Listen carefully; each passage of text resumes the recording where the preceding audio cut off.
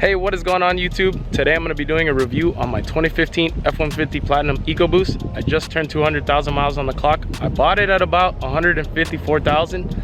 So in about 10 months, I put 46,000 miles on this truck and it's been great. I'm going to tell you the pros and cons I've had with this truck and all the little issues it's given me and all the mods I've done.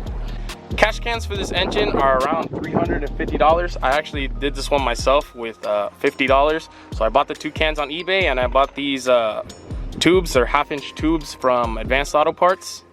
And then I basically wired it in the connections. If you follow another YouTube video, you'll know how to do that. But yeah, I have the dual catch can. They catch a good amount of oil over every oil change. I have to take them out. You get that and you put it in and it'll save your truck a whole lot of repairs and maintenance later. I did some type of makeshift mount here and I just drilled it into the battery holder here, but I actually want to move these and put them somewhere else because I can't take them off. I can't take off the canister without actually removing that from the battery. So okay, so the next mod we have here is a K&N cold air intake. This one is actually an open box design, but when you close the hood stays on here and basically makes it a closed box design. I'm not really sure how much horsepower this intake has added because I have not tuned the truck.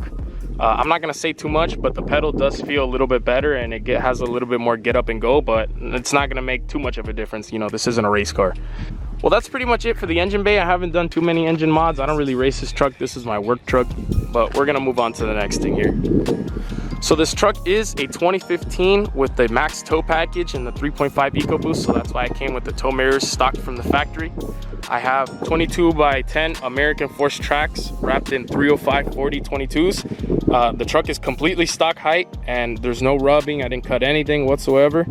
So this pretty much fits stock. So if you want to do this setup, you already know your truck has to be 4x4. I'm pretty sure the 2-wheel drives will probably rub, but this is what I got going on for the wheel tire setup. Now for the next mod, we have the window sticker that adds 10 horsepower. There's the Instagram handle. If you haven't followed it, follow it. Back here, nothing too crazy, just a drop hitch. And now for the exhaust, I do have a 5-inch diesel tip. I think it looks good. Some people say otherwise, but that's personally what I like. And then I have the resonator delete and I have SPD downpipes. So the turbo is very loud in this truck. It sounds really good. I'll probably give you guys a sound clip in just a few. We have 5% tint all around and 20% tint on the windshield. It is very dark. You cannot see pretty much anything inside. Driving at night isn't too bad. I don't really drive at night. And basically the last mod we have here are the train horns that I have on. Those are horn blasters. Conductor special. I have 2 tanks, 4 horns, and 2 compressors. Okay, so now for interior mods, the only thing that I have done was upgrade Ford Sync 2 to Ford Sync 3. If you already had the 8-inch screen Ford Sync 2, the My Ford Touch, this is pretty much plug and play. You just need the screen, the antenna, and then the USB module that goes down here for Apple CarPlay.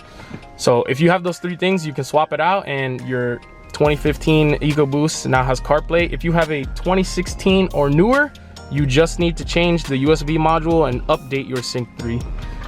And if you have anything before 2015, it's pretty much the same process that I just told you right now for my 2015. So 2014 and lower Sync 3, you can just change it, add the antenna and the USB module, and you will have Sync 3 in your pre-2015 F150. Okay, so as I said at the beginning of the video, I put around 40,000 miles on this truck. I'm a semi-truck electrician, so I do everything pretty much mobile. That's why it has a lot of miles on it. I just hit 200,000 miles, so now I'm gonna tell you everything that has gone wrong with this truck since I bought it. So I haven't really had too many issues. One time my brake lights were staying on and I couldn't pass 20 miles an hour and I was very confused as to why. I looked up a few videos here and there and it took me about 2 days before I came to the realization that it was the brake light switch.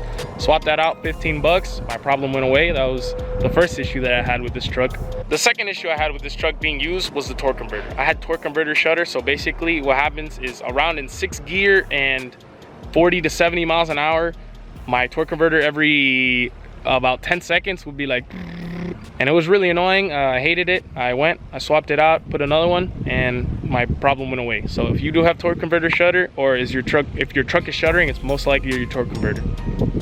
Now the third issue that I had with this truck was the rear window track. The rear window track came off the glue and it was rattling everywhere. So, you know, that was really bothering me considering that I have 212s under the seat. Oh, that was another mod, I forgot I have 212s under the seat. But yeah, it was giving me a rattling noise and it was just really obnoxious. So I took it off, I glued it back together, and until now it's been good. I used Gorilla Glue. Other than everything that I have listed, I have not had any other issues with this truck. Every time I press the push start, my baby turns on and it's never given me a problem. I've driven diesels that they beep for whatever and you're losing coolant or something. So since I've owned this truck 10 months, those are the only 3 issues that I have gotten that have really been a headache, you know. Because, you know, it makes me go crazy thinking my truck is broken, and then it usually ends up just being something simple.